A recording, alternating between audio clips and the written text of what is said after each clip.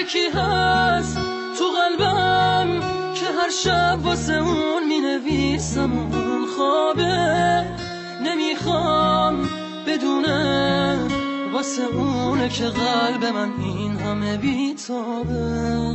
یه کاغذ یه خودکار دوباره شده همدم این دل دیوونه، یه نامه که خیسه پر از عشق با کسی بازم اونو نمیخونه.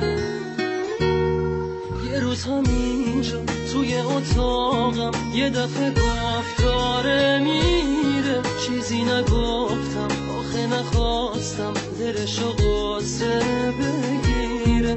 گریه میکردم درو که میبست، میدونستم که میمیرم. اون عزیزم نمیتونستم جلوی راشو بگیرم.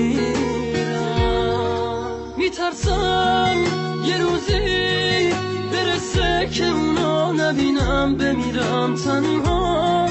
خدایا کمک کن، نمیخوام بدونه دارم جون میکنم اینجا. سکوت اتاقا داره میشکنه تیک تاک ساعت رو دیوار. دوباره نمیخواد بشه باور من که دیگه نمیاد انگار.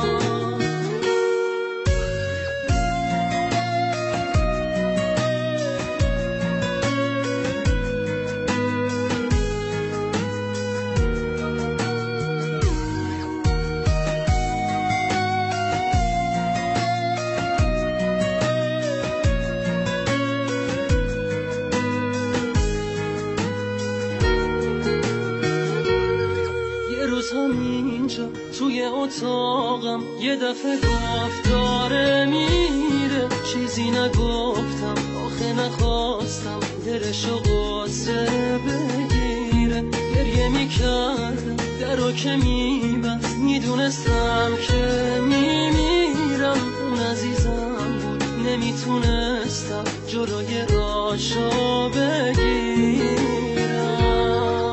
یکی هست تو قلبم که هر شب واسه اون می نویسم اون خوابه، نمیخوام بدونه واسه اونه که قلب من این همه بیتابه.